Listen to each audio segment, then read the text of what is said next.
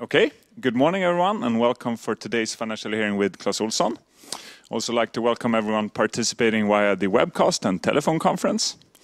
Moderator today is Niklas Färm from SEB Equity Research. He will be back later and lead the Q&A session. But I now hand over to the CEO of Clas Ohlson, Mr. Klas Balkow. Go ahead, sir. Thank you very much, and of course let me also welcome you all to Clas Ohlson and to our financial report, and particularly to our store here in Drottninggatan, Stockholm, Sweden. We will present our Q3 report, but I have to comment, and as you see on the picture next to me here, this is even if it's spring outside, and we will still cover the winter period, the Christmas period, and the image here behind me is actually a colleague and his friend who made a snowman showing Clas Ohlson himself. So see what you can do with the Clas Ohlson snow shuffle. Only 149. I think it's fantastic, by the way. The agenda today, we will cover the third quarter, also sum up the first 9 months, as well as present some of the activities we've seen after the period end. I'll also make a quick future outlook, as well as make some comments about our strategic initiatives. And then Niklas here will lead the Q&A session. First of all, a quick overview of Clas Ohlson today. We are now up at 196 stores in 5 countries in a multi-channel format. A little bit more than 7.2 billion in turnover, and close now to 4,000 employees working hard to serve our customers. Going then into the Q3 and the results for the quarter, which is the quarter for us, as you may know, covering November to January, and also is the largest quarter that we have in terms of seasonality in Clas Ohlson. If I should sum it up first and give you a few highlights, we are reporting the best ever quarter, the best ever results in our history in terms of sales as well as earnings. We're growing our sales with 6% in the quarter. We're also growing our earnings with 6% in EBIT to 350 million SEK. And particularly highlighting that we're improving our cash, and we have a net cash position today that is up over 300 million SEK versus last year. By ratio then, looking into sales, we're up 5% in local currency. We have some support from currency in our selling currency, so we're up 6% in SEK.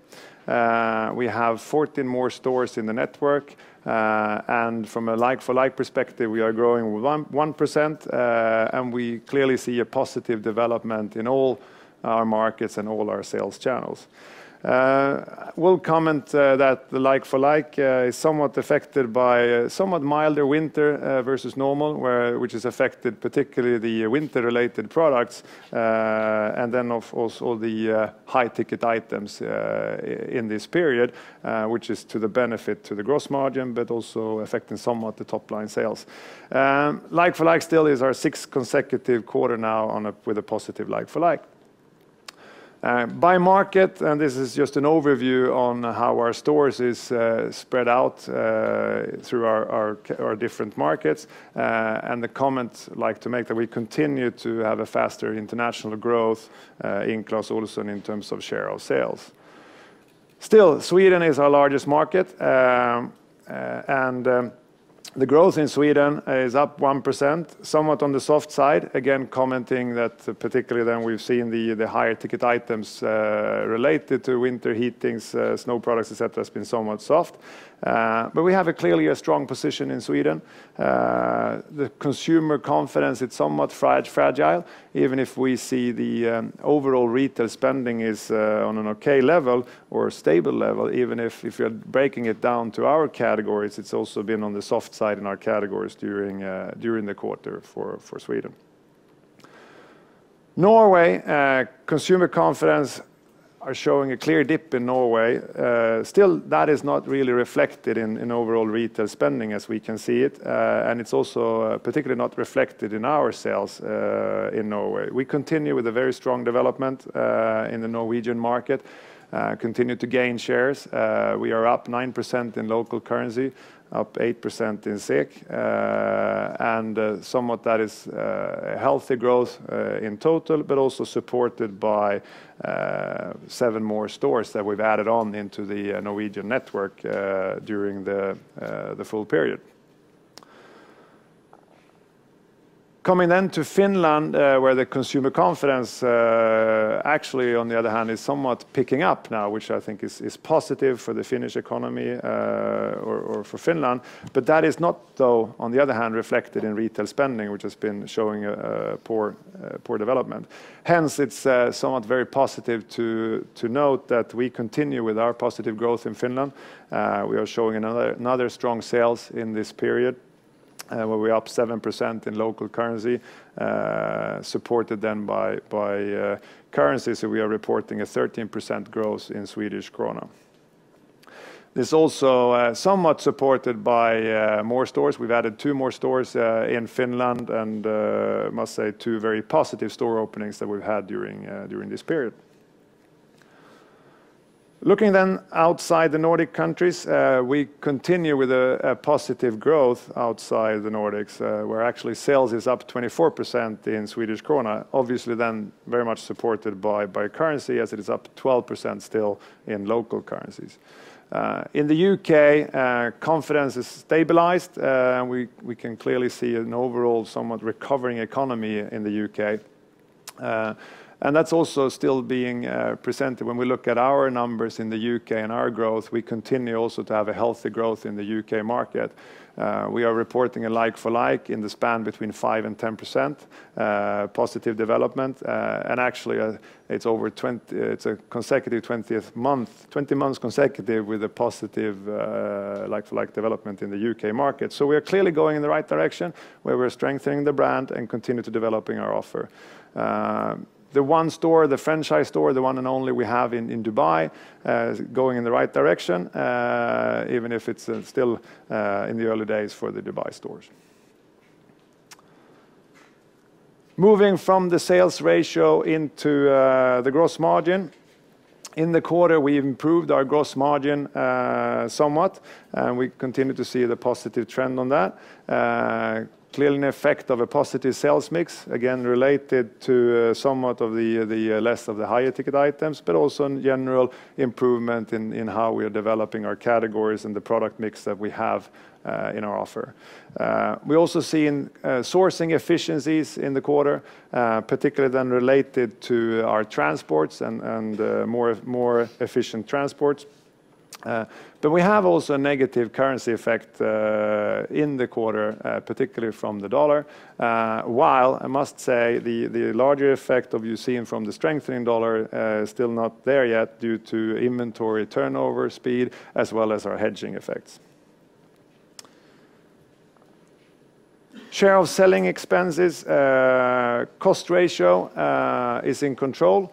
It's somewhat up in the quarter versus year ago, mainly related to that we have more stores, that we've opened up more stores during the quarter versus last year, and that we have somewhat higher marketing spend in the quarter versus a year ago, which is a phasing part, but it's somewhat up. But still, overall, the ratio is, as you can see, is in the 27% sales ratio, share of selling expense during the third quarter.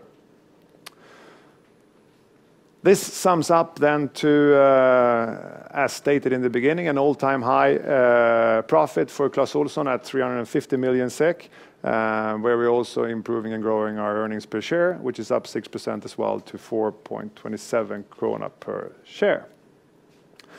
And if I then add that up into the quarter with the operating margin, also obviously then continue in that direction with the rolling 12 operating margin now is up at 8.1% versus last year's 7.8%. That concludes some of the ratios for the third quarter. If I then move on to the first, to summing up the first 9 months in our fiscal year. Looking then quickly at our sales, we continue then to see that it's following the trend where we are up 6% in local currencies, up 8% in SEK. Like for like is up 2%. We have, as stated in the third quarter as well, 14 more stores in the network supporting obviously our sales on top of the like-for-like development. Sums as well up the profit development where we are up 10% in this period to 604 million SEK. Our margin is somewhat as well following that, is up to 10.4, as well as our earnings per share is up 11% to 7.35 Swedish krona. But we continue to invest as well. We are investing in this period where we have invested somewhat more than last year. This is mainly behind more stores and refurbishing of our store network. But it's also IT investments where we are continuing to drive our ERP platform, and that of course leads to increased cost in that, and we are investing in this system. I'll come back somewhat to give you a quick update on the progress that we are doing on our ERP platform. Then looking at even continue to invest, we're also looking at our cash flow. As I said, we are having a strong cash flow currently. The operating activities relates to 772 million SEK, an improvement versus last year. We have good control of our inventories. Also pleased to note that our inventory turnover rate at our distribution center is now up at 7.1. For some of you who's following it for a long time, that is we've also an all-time high level. But then that generates then a strong net cash holding, which is again up at 674 million SEK, somewhat more than 300 million SEK improvement versus last year. So leaving then some of the quarter and some of the first 9 months ratios, realizing we are now in 2015, and we have also reported the start of the fourth quarter, where our sales is started in a positive direction, where we're up 9% in SEK, 6% in local currencies, and as you can see, we continue to have a positive development in all our markets. A note there on the outside Nordics, it's up 9% if you take out the one-time effect that we had last year where we had a 6 million inventory build-up of the store in Dubai. So if you're looking at the actual numbers, it's somewhat down, but that relates then to the inventory build-up. But the total numbers are up 9% if you exclude that. We're also now sharing, as we actually did in the second quarter, that we have seen a note from the Norwegian tax authorities concerning our transfer pricing model. They have now concluded, and we've got the decision actually this week, that the Norwegian tax authorities adds on an additional taxation of total 49 million NOK relating to the years of totally 2008 to 2010. Now our forecast and our judgment here is that the tax reduction in Sweden is deemed to be obtained corresponding to the extended tax imposed in Norway. So moving on, and as always in our third quarter, we give a few comments about future outlook. And particularly what we're focusing on is our targeting for expansion of more stores in the coming year. As you know, our long-term financial goals in terms of growth is to grow more than 2% on a like-for-like basis, and plus more new stores that we communicate yearly. This year we had a span of 10 to 15 stores. We are forecasting at the moment that we're going to open up 13 stores this year, 14, 15, in line with the target. For fiscal year 15-16, i.e. starting May 1st, we plan to open up another 10 to 15 stores across, I would say, all markets. But let me then also make a few comments on gross margin. Well, we are not providing any future guidelines around this, but I also know it is of high interest to many of you, obviously following Clas Ohlson and following retail in general, and particularly now based on some of the recent changes that we've seen in the currency, particularly related to the dollar. So let me then address this and see if I can answer some of the questions that I'm sure will come up, at least in the Q&A session. Because as you know, we've seen a drastic change in the dollar that obviously will affect everyone's sourcing cost who is sourcing dollar-related sourcing. It will impact the whole industry. And as you can also see from the Norwegian krona, it's also been sliding down during the same period. And I have to say, historically, we've always been able to manage changes in currencies, and we will do this time as well, both when the currencies goes up and as well as when they goes down to our favor, or vice versa. And obviously, from a competitive reason, we are never disclosing our pricing activities. But however, we are very clear on that we will never compromise on our low price value proposition. And even if dollar changes, it's been very fast this time, we know that over time this will be reflected in the industry regarding the new sourcing conditions, particularly then in the consumer pricing. We see this when the dollars went up or when the dollar went down, we see it reflected, and we also expect that this will also be reflected this time. But again, we will never compromise on our price position. But we also have other areas that we can address in terms of related to how to address the change in our sourcing and the sourcing cost to offset the dollar impact. We continue, as you've seen over the years, to improve and working on our sales mix. We'll continue to do that, continue to drive both the mix effects between the categories and products, as well as continue to develop our offer and our strong offer in our private label, and to drive that agenda even further.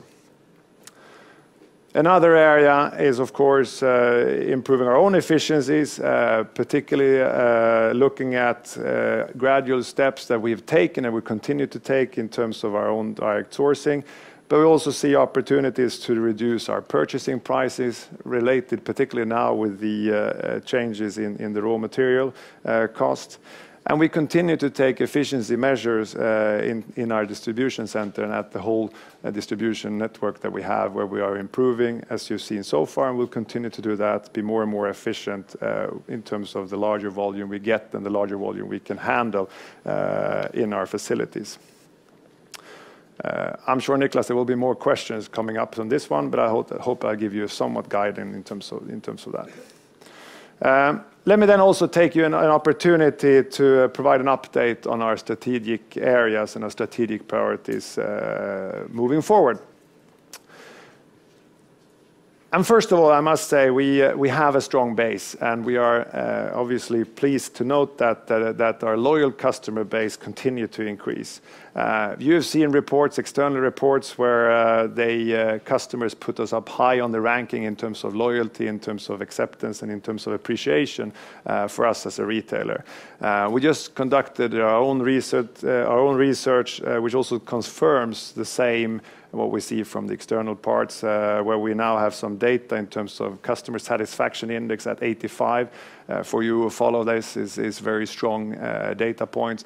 Particularly, I would say the Net Promoter Score is up at 65, which I think compared to the overall industry, it's significantly above the rest, which of course is very pleasing. And the evidence that we see now on the loyalty program that we've launched in Sweden, as well as now we recently launched in Finland, is really continue to drive and continue to add more and more members day by day, which is of course we are pleased to see. But we also have high energy to develop ourselves further. One of the areas is our heart of Clas Ohlson is to continue to drive products that is supporting and pleasing the customers to solve many of the day-to-day practical problems in life. And we are increasing our focus as in terms of driving the design, the quality at great value for our consumers. We have the spare parts, which is a part of our sustainability agenda, where we are continue to see a very healthy growth in that area. At least I have full of energy of all the spring items that we are now about to launch. We'll start to rebuild the store just behind me in terms of adding in these spring items, which is very positive. And we continue as well to develop innovation in terms of how we can provide more sustainable products and meet the demands for the consumers to live a more sustainable lifestyle. One example of that is actually how we are taking some steps in product development and some own innovation. And to illustrate this, I will show you a short video. Sometimes at Clas Ohlson, we get leftover damaged plastic. Instead of just throwing away the plastic, we recycle it into new products. By doing this, we can keep the prices down for you, and at the same time, it is good for the environment, and that is important for us at Clas Ohlson. For some of you who wants to touch and feel the product, it's here behind me. Now, outside obviously developing sustainable products, we're also having a lot of other initiatives.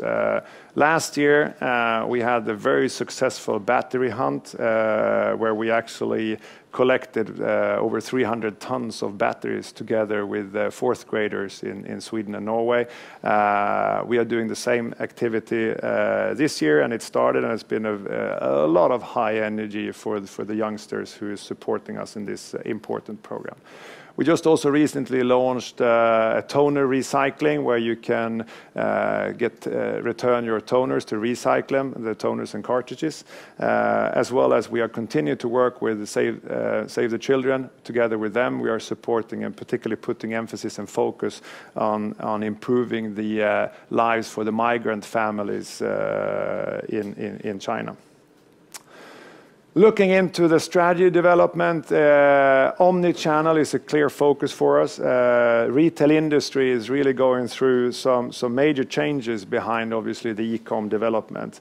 And one of our key strategies to provide and to give our consumers a true omni-channel experience, which is, of course, is important today, but it will be even more important as we move along.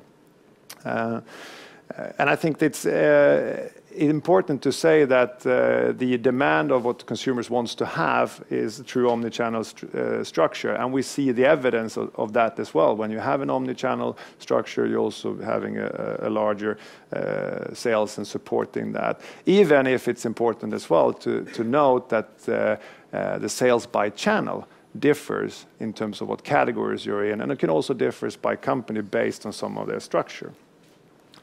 For us, we are early on this journey in terms of connecting the channels, even if we are moving in that direction with high speed. But we are very much also focusing on developing our channels respectively.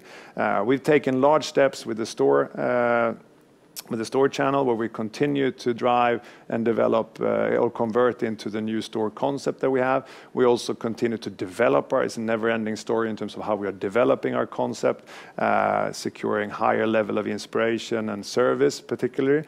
But we're also focusing on developing new formats to add and to have a mix of various formats that could really fit into an omni-channel structure as well as fits into the local marketplace.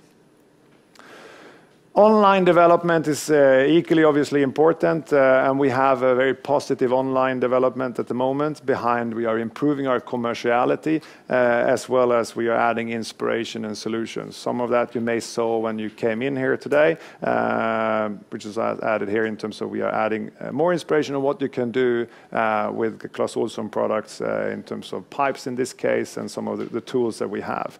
Still for us, the Rupo effect is still the largest part, i.e. research online and purchase offline, which is a larger part of our, where the consumers appreciate us for, which is obviously very much related to the convenience location that we have for our stores.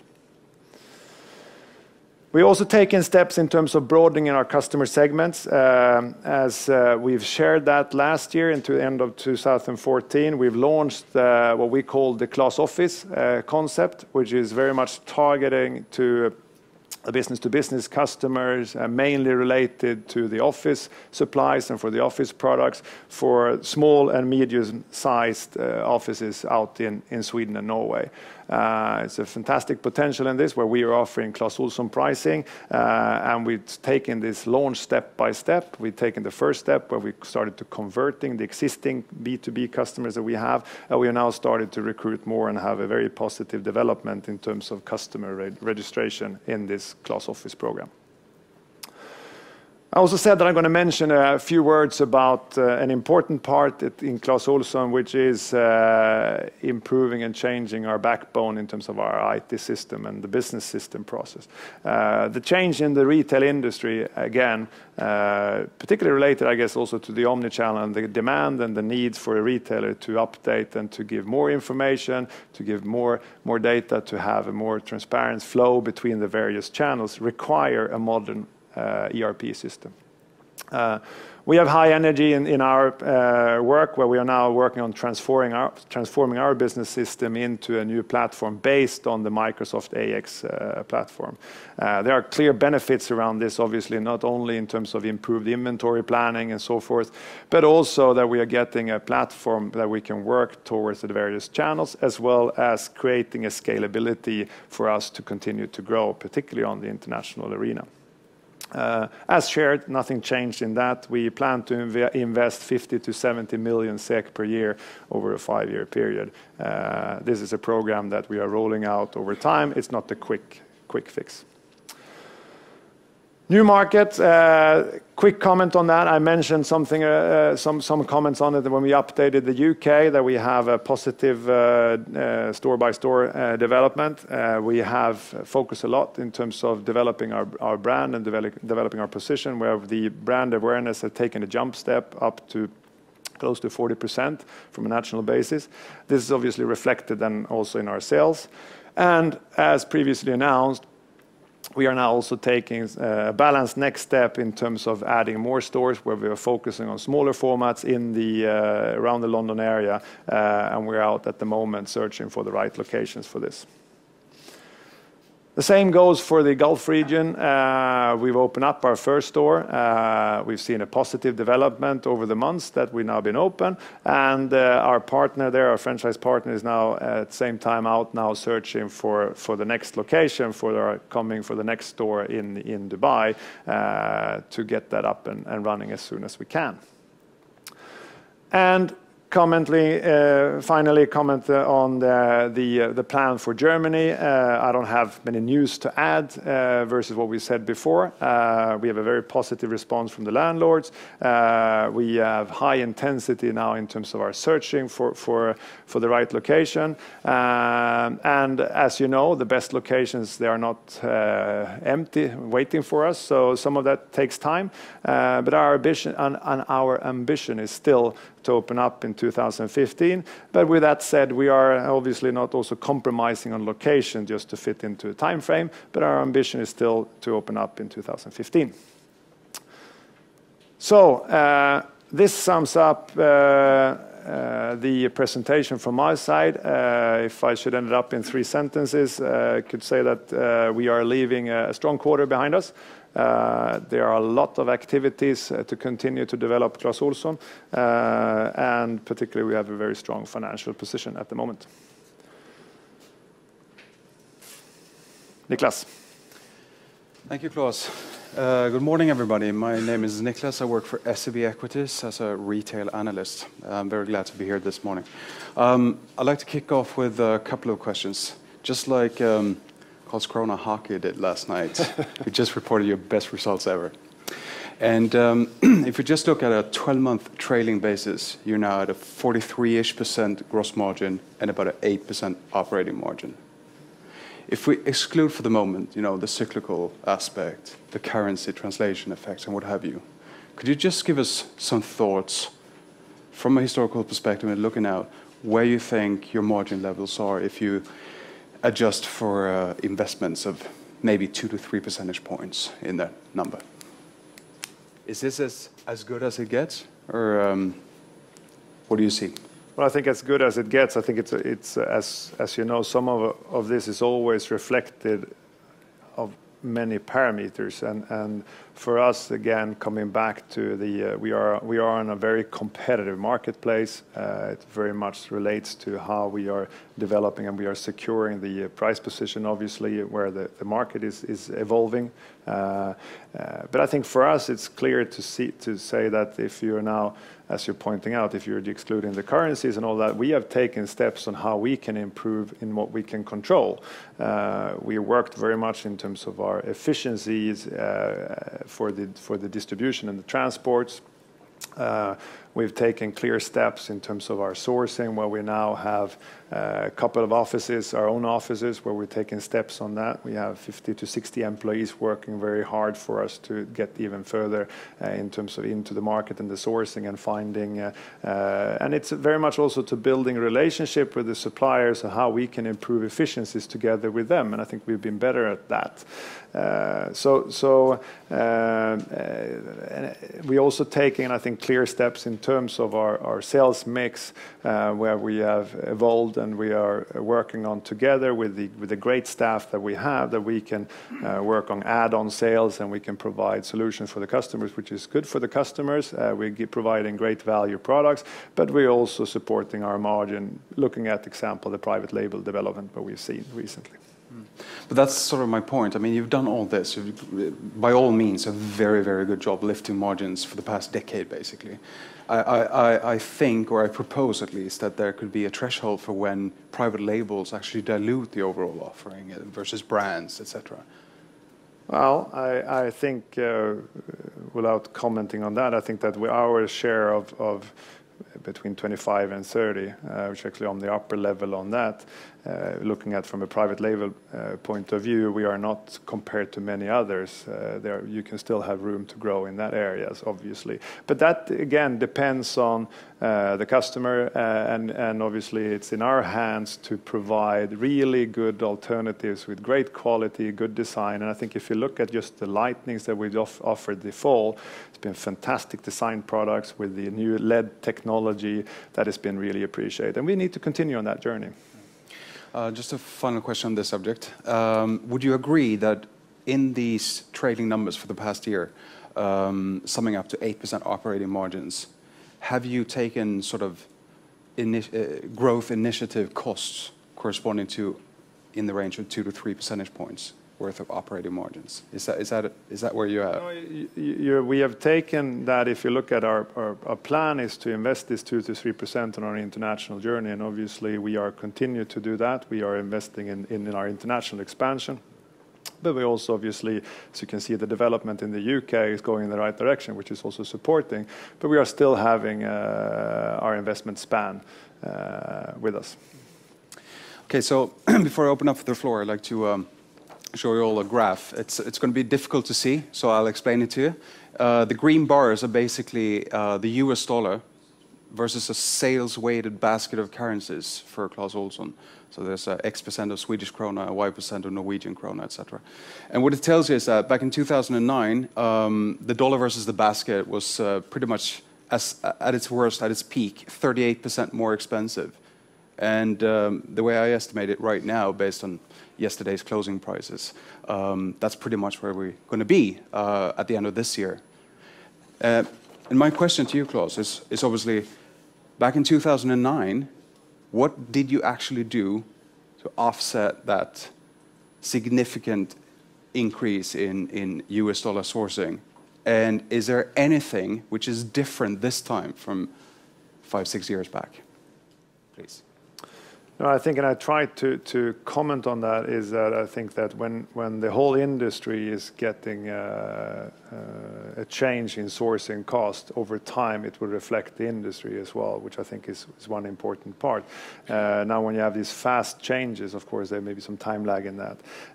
And for us, it's very much to follow the market and to see how we are developing in that. Even again, coming back to the comment of that, obviously for us, it's important that we continue to be very attractive to our customers.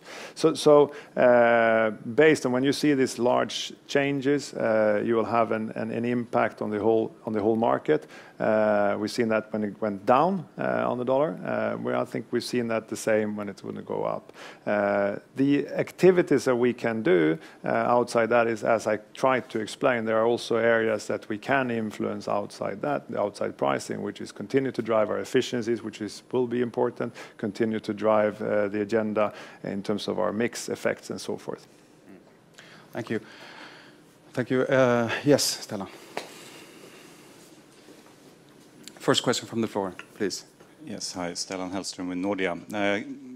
Maybe following up on Niklas' question there. If I remember correctly, you did a lot of improvements in your sourcing setup back in the day when the dollar improved before or increased before, and then you increased the private label share. You also introduced your direct sourcing to Asia. You also say that now you will continue with these measures, but you also said earlier that the largest part of these efforts have already been done. So does that mean that you're actually stepping up these efforts further now? No, I think it's a fair point of some of these larger steps when we did this obviously had a bigger impact, and we are now more of a gradual improvement, so we'll see the gradual improvements on that.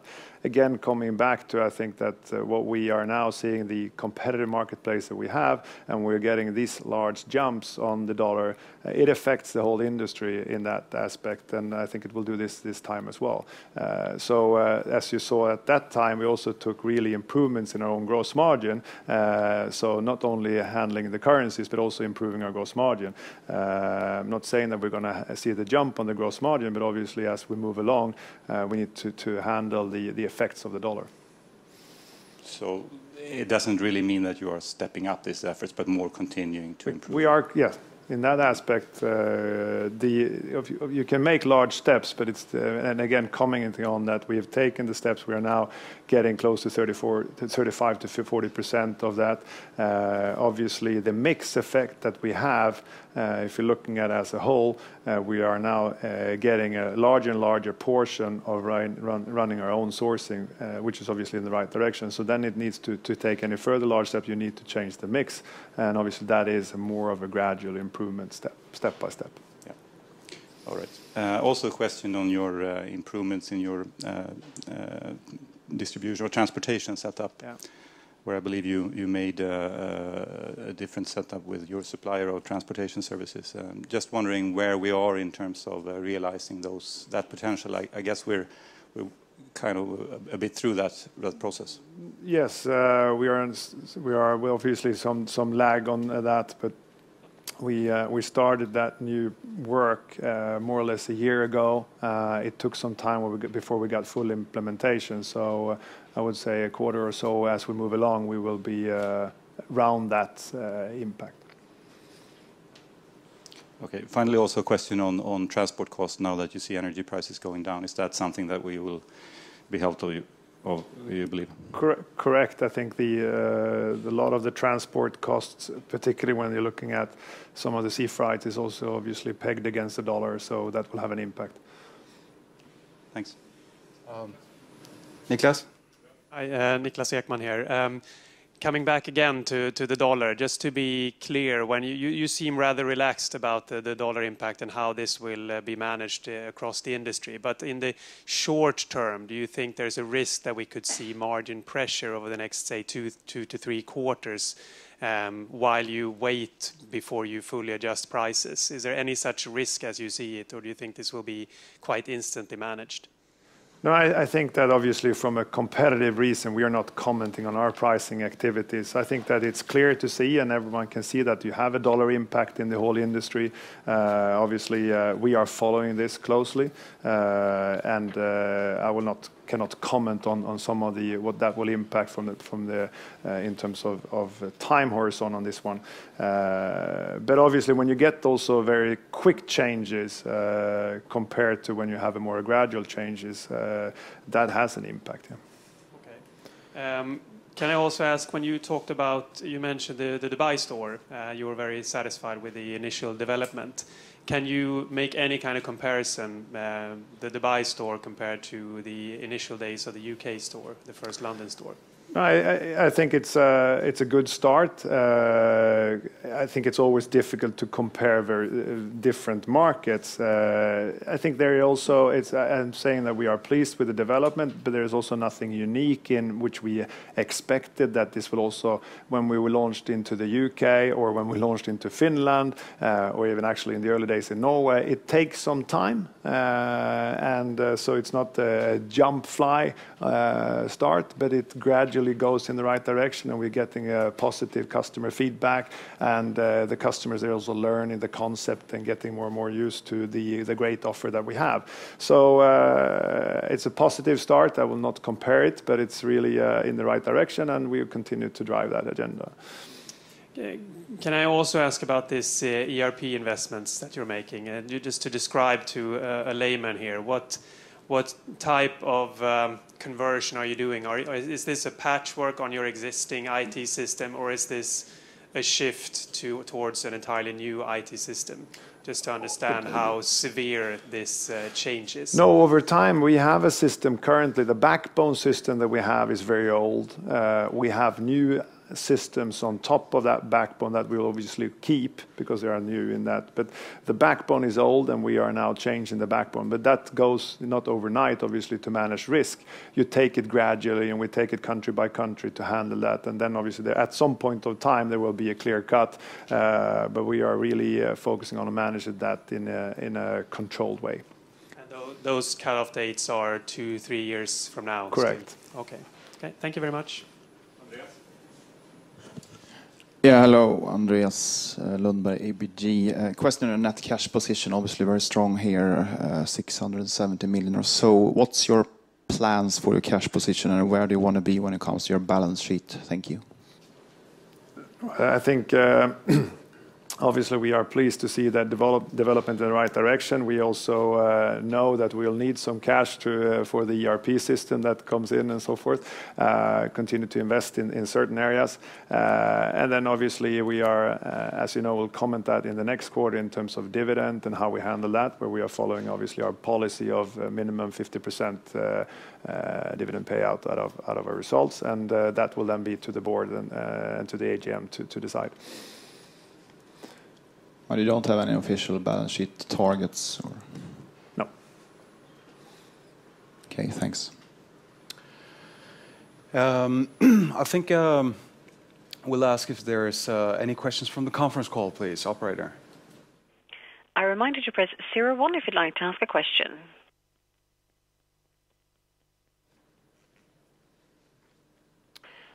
We have no questions registered on the telephone. Thank you. And if there's any questions from the webcast? Nope. Okay. Let's continue. Who's next? Or should I continue? Let me take one question before. Yes, I had lunch with Carlsberg, actually, earlier this week. And they just told us that their new SAP ERP system is expected to generate efficiencies of about 50 basis points in terms of operating margins for the coming 5 years. What do you expect out of your investments, please? It's a very good question, and I think they are very clear on the targets when you do these kind of investments, that you see really opportunities in efficiency gains. I mentioned some of that in terms of planning and merchandising planning and some of that. But I don't want to comment on that more than I think I also have respect for that. We need to work this through, and you need to get it out there. There also, I think, Niklas, you were into this in terms of changing a backbone system is not an easy walk in the park. There will be some most likely some hiccups during that journey. So let's focus now to get this, because I think that even if you have efficiency benefits, and we'll come to that, I think that's a really positive upside the years that to come. but also importantly, it really put us into a different platform for making the customer and the customer experience even better in terms of an omni-channel structure, in terms of how we can develop our system and connect them together with the various channels and with the information and make ourselves more efficient in that work as well. So, Niklas? Sorry, just a detailed question maybe here. But when you discussed this Norwegian tax issue, can you just walk us through the details here? Is this a cash flow item only, or is it something that will be booked on the P&L? And when is this going to be booked? No, well, Göran, you may, our CFO, come up here. I think that my quick comment on it, it's not a P&L impact, but you may want to evolve a bit on it. No, that is what we our judgment now, that we will not have a P&L effect from the taxes. I mean, there are procedures between countries within the European Union and also between Sweden and Norway, the tax treaty, that these kind of issues should be settled between the countries. So if that is following normal procedures, we should not have a P&L effect of the taxes. But there will be a cash flow impact, or those will be mitigated, you mean, by the Swedish tax? They will be mitigated, hopefully, but maybe we can have, or we probably will have a discrepancy in time. Okay. That we have to pay the Norwegian taxes first and then hopefully get the Swedish tax back later. Okay, so hopefully a non-issue. Hopefully. Thank you. Perfect. I think we have one more question at the back. Is it Andreas? Nope. Nope. Okay. If you change your mind. Anyone else? Could I just follow up with one more question on store growth? Now you're issuing guidance for next fiscal year, 10 to 15 new stores. Could you educate us a little bit of where you think you are in terms of penetration and maturity in the core home Nordic markets, please? No, I think, as you have seen, we have taken down the number of new stores in the Nordics over the last years, and we'll continue to do that because, of course, we are on Sweden and Norway is our most matured market. There are still opportunities, as you may just see here in the Stockholm area. It's coming up new shopping malls and so on. So there are still opportunities, and we follow these opportunities and we look at it on a case by case. So there are still areas, but in general, comment is that the maturity in Sweden, Norway, we are fairly mature. Finland, still room for further growth. We are also, obviously, as you've seen in the Finnish development, we've just launched a couple of stores with a very positive development on these new stores. But we're also following the Finnish market carefully as they are going through a challenging time. And we are following that before we also further expand and add significant more stores. How many stores do you have in the UK market in 5 years? Well, let's now start with the new format. We are strengthening our network in the London area and evaluate the impact and the effect of that. And then, of course, coming that as a great success, it opened up a lot of doors for us in the UK. But clearly, I mean, something has happened. It's been, as yourself pointed out, a number of consecutive months with very positive performance. We are very pleased with the development. And we are also humble in that we are taking it step by step. We want to gradually improve. We want to gradually strengthen our store network. We are now working with an omni-channel work in terms of our format of size, so we can capitalize on the brand that we have, but also capitalize on going into the London area, which is somewhat higher rents, but then we can handle that with somewhat smaller stores. Okay, any final questions from the floor, please? Okay. Then I just think I'll hand back the word to you, Clas. Thank you for having me here this morning, and hope to see you soon with another record result. Thank you very much. Thank you, Niklas. And let me just conclude and say thank you for joining. The store will open up in a few minutes, so you're happy to shop. Of course that you will. And again, have a good spring. Thanks a lot.